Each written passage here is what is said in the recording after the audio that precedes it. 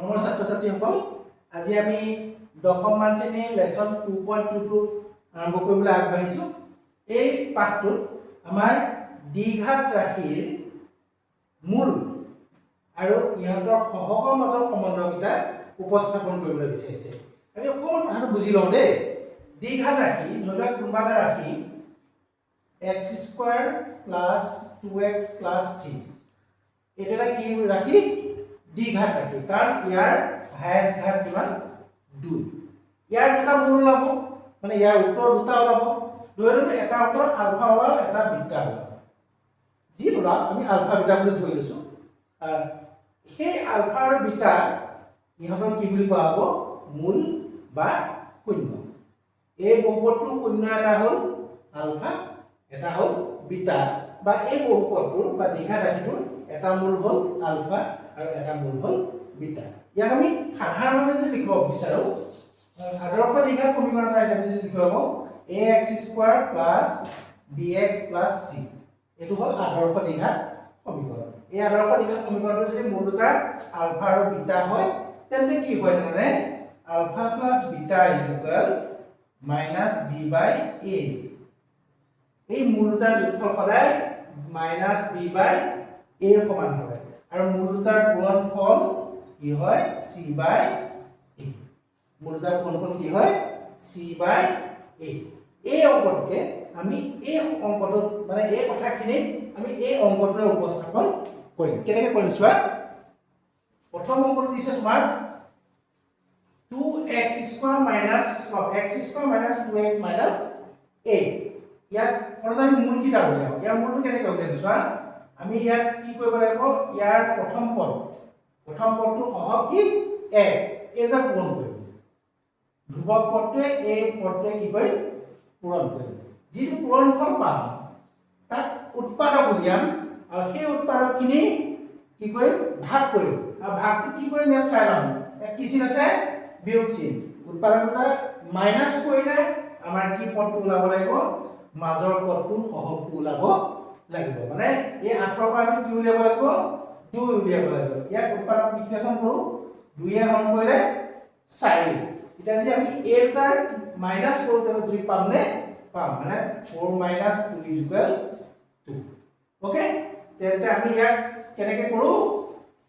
x² - 2 টো ঠাইত কি পাতিম? 4 - 2 x - 8 x² - 4x plus 2x - 8। এতিয়া চাৰিটা পদ হোৱাৰ লগে আমি দুভাগ কৰিলো। প্ৰথম ভাগটো কি কমন ল'ব পাৰোঁ চোৱাচোন। x কমন ল'ব পাৰোঁ, x - 4। এই যে যিটো উত্তৰ ওলাল এইটো ইয়াতো ওলাব লাগিব, তেতিয়াহে মিলিব। আমি আগলৈকে পাতি আছো। এতিয়া তাৰ কম্পেয়াৰ কৰা।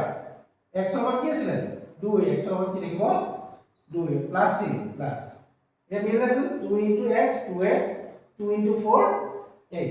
ওকে, দেন আমি এই দুটাৰ পৰা এটা পাতিম x - 4, আৰু এই দুটা কমন লৈছিলো এই দুটা জয়েন কৰি দিম x + 2।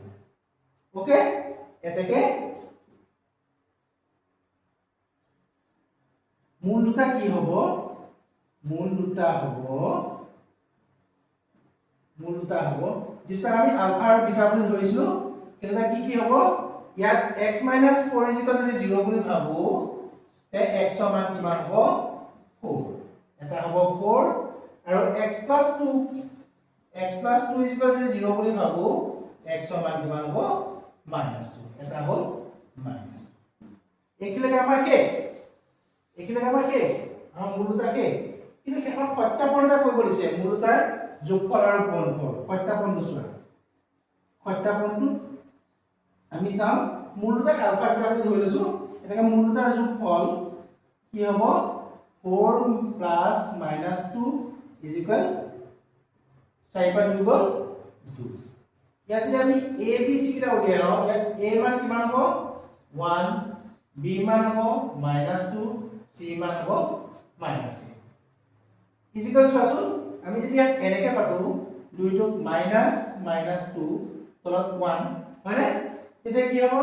আমি ইয়াত কি পাতিব পাৰিম? মাইনাস চিনটো ৰাখি -2 ঠাইত কি পাতিব পাৰিম?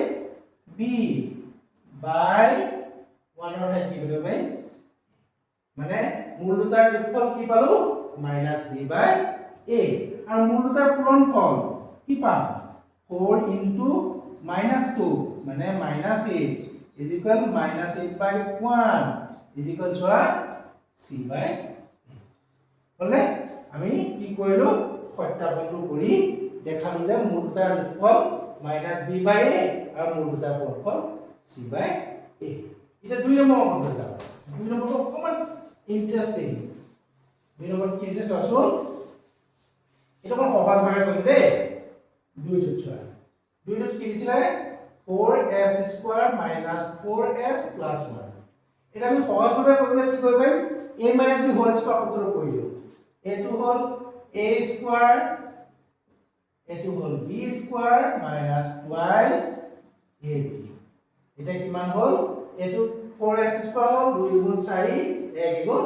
1 এই কোনটো ফর্মুলা শো কৰিলে a minus b whole square এটো দুবাৰ পাতো twice s minus 1 twice s minus 1 এটাকে মূল দুটা কি হবো মূল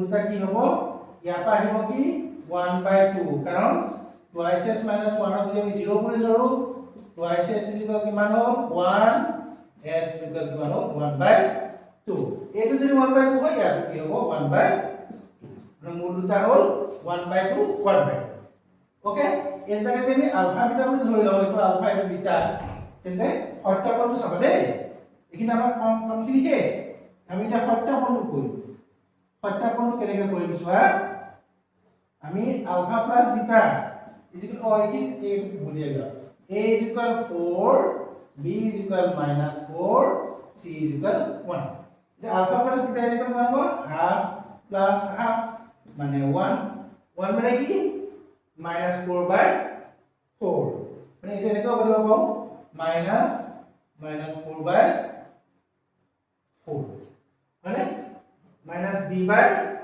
a কি পালো -b by a বলে আৰু যদি আলফা বিটা কৰো তে half into half is equal 1 by 4 is equal কি হল c by a c by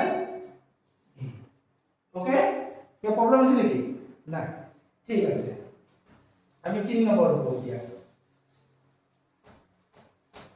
3 number বুঝাছো 3 নম্বৰটো অকমান খেলিমেলিটা দিছে দেই 6x cube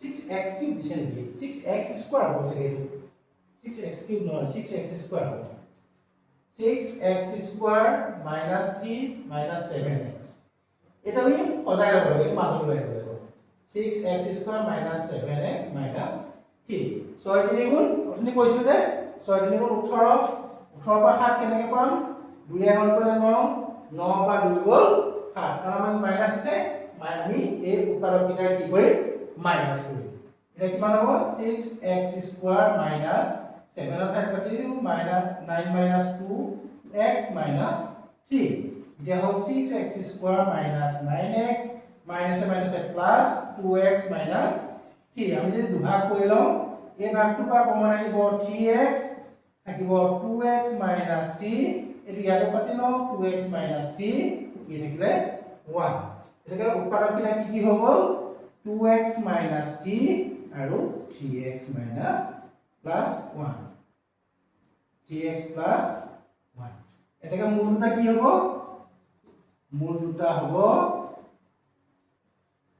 ইয়া পা আহিব কি 3 by 2 কেনেকৈ আহিব পাইছা 2x minus 3 is equal to 0 ধৰো তে 2x is equal কিমান হ'ব 3 x is equal কিমান হ'ব 3 by 2 আৰু এটো পা আহিব কি -1 by 3 ওকে এতিয়া আমি সত্যাপন কিটা কৰো সত্যাপন কেনেকুৱা হ'ব এখন নিচিনা আমি কি ধৰো আলফা প্লাস বিটা ধৰিলে কিমান হ'ব 3 by 2 minus 1 by 3 লসাগু ললে কিমান হ'ব 2 3 লসাগু 6 2 হল কৰিলো কেবা গল 3 বাৰ 3 3 গুণ 9 বিয়োগ 3 হল কৰিলো দুবাৰ 2 থাকে কিমান 7 by 6 7 by 6 কি হ'ব এইটো b by a মান আছিল 6 b আছিলে -7 c আছিলে -3 7 মানে কিমান হ'ব -b/a আৰু পূৰণফলটো কিমান হ'ব 3/2 into 1/3 এই 3 এ কাটা গ'ল থাকিল হাফ মানে কি হ'ব চোৱাচোন -6 যদি 6 এ হৰণ কৰো কিমান হ'ব এই মাইনাস এটা আছে ন এই মাইনাস আছিলে এই মাইনাস আছিলে এই মাইনাস হাফ হ'ব মাইনাস হাফ কি হ'ব -6 যদি 6 এ হৰণ কৰো কি হ'ব হাফ মাইনাস হাফ এ হ'ব তাৰ মানে c/a হলে -b/a আৰু c/a ওলাল তেতিয়া আমি সাইন নম্বৰটো কৰিছো সাইন নম্বৰটো অকমান ইন্টাৰেষ্টিং দেই এটা ভাল লাগিব সাইন নম্বৰটো চাচোন কি হ'ব 4u² + 8u এটা অকল কমন লৈ লও 4u কি থাকিলে u + 2 এটাকে মূল দুটা কি হ'ব মূল দুটা হ'ব কিমান হ'ব 8 পা হ'ব 0 যদি 4u = 0 ধৰা যায় u = 0 হ'ব আৰু এটো পা হ'ব -2 ইয়াত a b c কিটা অকমান ইন্টাৰেষ্টিং a b c তাহলে a মান হ'ল 4 b মান হ'ল 8 c মান না মানে 0 এটাকে আলফা ইনটু বিটা ইকুয়াল কি হ'ব আলফা প্লাস বিটা মান কিমান হ'ব 0 + -2 -2 -b/a মানে চাচোন 8 যদি 4 হৰণ কৰো কিমান যাব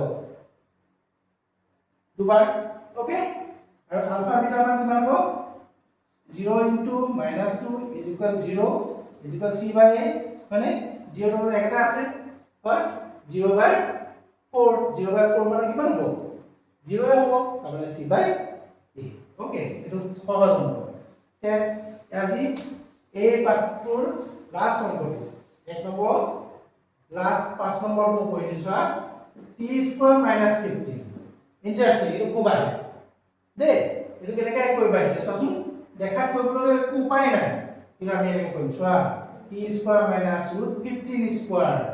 √15² কি হ'ল a² - b² a + b a minus b হলে a plus b a minus b এটাকে মূল দুটা কি হ'ব মূল দুটা হ'ব কি হ'ব ইয়াৰ পৰা আহিব +15 ইয়াৰ পৰা আহিব -15 ওকে আমি যদি সত্যাপনটো কৰো তেন্তে কেনেকৈ কৰিম চোৱা আলফা প্লাস বিটা মানে মূল দুটাৰ যোগফল ধৰি লৈছো কি হ'ব +15 plus -15 = 0 ইয়াত a b c টা কিমান আছিল a মান আছিল 1 b মান t² পিছত t থকা সংখ্যা আছে নেকি নাই মানে 0 c মান আছিল -15 যেহেতু 0 ওলাল এটো -b/a -b/a কৰিলেও সেইটো হ'ব ন 0/1 কৰিলেও 0 হ'ব আলফা বিটা পূৰণফল √15 * -√15 কিমান হ'ব a মাইনাসটো আগত থাকি যাব √15 মানে 15 c/a হয় চোৱাচোন -15/1 c/a এইটাই হ'ল আজি এক নম্বৰ অংকটোৰ প্ৰয়োজনীয় তোমালোকৰ অংক ভালদৰে চাবা ইয়াৰ পিছত আৰু তিনটা মান আছে সেইটা মই আগত কৈ দিয়া নিয়মে তোমালোকে কৰিব পাৰিবা ধন্যবাদ